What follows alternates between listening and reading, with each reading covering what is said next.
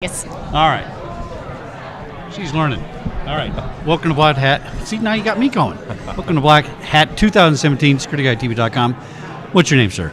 I'm Scott Schneider with CyberGRX. Scott, do me a favor, keep it up a little higher Here. and kind of mimic me. Okay, great. CyberGRX.com. Yeah. And what do you guys do? Yeah, so we're a third-party cyber risk management platform. We help organizations manage risk from their third-party ecosystem. We also help the third parties themselves scale their response. So if you know third parties are being inundated with hundreds or even thousands of security assessment requests, we help them scale their program. Interesting. Excellent. You know all about this stuff, don't you? Yes, my background is financial services on a global base, so we talked a little bit about compliance in a regulatory arena. So I'd be interested in knowing how you keep pace with all of these changing regulations outside of the U.S. as well, and how do you incorporate them into your product to ensure that your clients are being are compliant? Yeah, of course. I mean, in the financial services industry, especially the Department of Financial Services in New York has really brought down some pretty heavy regulations around third-party cybersecurity. So in the past, it was more like a spreadsheet. You could just send it out to your third parties. They would fill it out, and you just house all that data. Today, that's no longer meets what they need from a regulatory perspective. So there's increasing regulatory scrutiny on all fronts in many different industries. I think the other things that are driving our business today are the rise in outsourcing. I mean, to be agile, you have to outsource key functions. We've seen a lot of companies be disrupted. You see Blockbuster go away from Netflix and things like that. So even large companies have to be really agile. And then I think the thing that's most frightening maybe is that north of 50% of the attacks and breaches that are happening today involve a third party. Wow, interesting. That is interesting. We had heard a statistic that 68% of fraud is internal, but that particular statistic is interesting because it goes to not only the data being transferred to the cloud and the archiving, but also the fact that entirely new body of risks are emerging from the third-party vendors. Sure. So when we talk specifically about New York State Department of Financial Services, that's being implemented in 3 stages. Right. The third-party vendor management and really, it's no longer know your client, but it's also now know your vendor. Sure. How does your product address those requirements, particularly for New York State? Yeah, sure. So they've given them a little bit of runway. The third-party program does not really kick in until March 2019, so they got time. But today what most organizations are doing is they're literally sending spreadsheets to their third parties. Those spreadsheets, the third parties are filling out those spreadsheets like, do you have a firewall, do you have a DLP program, that sort of things. They're taking it back and they're just trusting that information is accurate, and they're really just housing it in a SharePoint or a GRC tool, right? So what we believe is the most important question in third-party risk is which of your third parties pose the most risk to your organization today, and how can you action those? Some of these organizations have hundreds or thousands of third parties or tens of thousands, and if you're focusing equally on all of them, you're diluting your efforts. So how can we illuminate the 10, 20, 30? It really needs your action today. Maybe one of your third parties was acquired, or maybe they bought a company and doubled their attack surface. Maybe you've already done an assessment on them, so you know where their weak controls are, and there's a new attack out that's exploiting that control.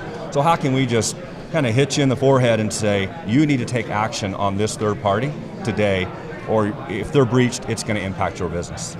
Now I got a question about third parties. So I get the third party angle on an attacker, right? Sure. But you're kind of a third party, right?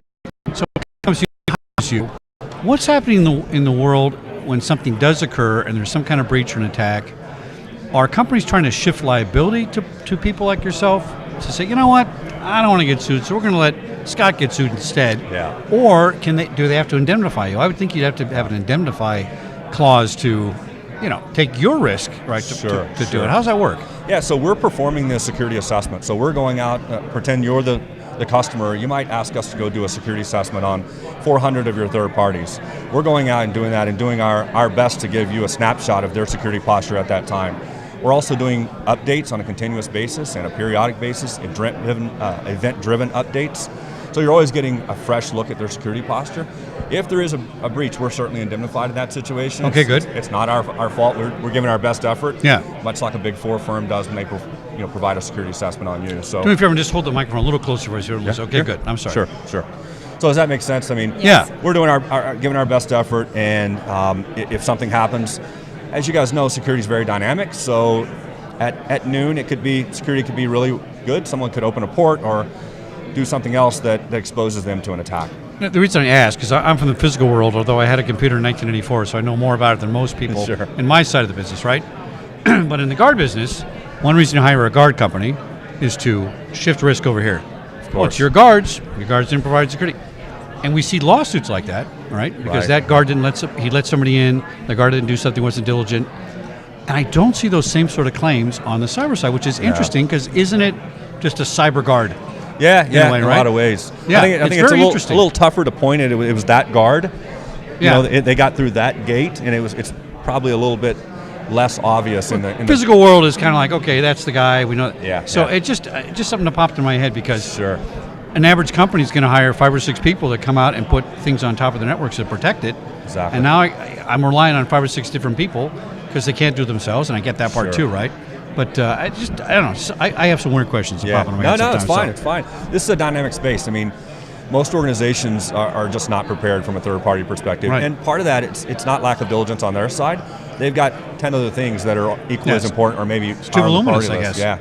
But I think one of the challenges is if we believe the ENYs and the PwCs and the Ponemons that are saying 50, 60, 65% of the attacks involve a third party, the market has to do more, right? If that's a vector that's being exploited, you've got to do more. It's no longer okay just to send a spreadsheet, check the box, show a regulator that you did send out a few spreadsheets and say, okay, you actually have to manage risk. Now, when I started asking questions about this years ago, I got, here's my question. Are you finding it hard to get in the door and sell this? And what the vendors would say is, blink, blink, that's what I get. Internet of Things, cybersecurity, what? I don't have time for that. We don't have a problem. Sure. Are sales a no-brainer now? Yeah, not a no-brainer, that's still for sure. Still not, okay. It's still difficult. With all the awareness, and we know they need it, they still kind of go, Well, so I think there's different stages, right? I mean, I've done a few of these early stage security startups. This one, I don't have to do a lot of discovery when I'm having a discussion with someone. I don't have to convince them that they have pain in this area. Right. They pretty much say, hi, I'm Bob, and we don't have a very good third-party security program. Quit telling me all the reasons why we need one, and let's talk about how you can solve it. Okay. So that's always fun. It's not much fun selling something that you have to twist someone's arm, and no one wants to do that. It's much easier just to be collaborative and say, look, here's how we do it, and we think we can help you. And one of the things that's not being contemplated often is the burden that's put on these third parties. So one of our design partners who helped us build this, we have 6 design partners. It's Blackstone, ADP, MassMutual, Bloomberg, Aetna, and another large investment bank that helped us build this platform and our assessment methodology. And one of our design partners is assessed over 3,000 times a year.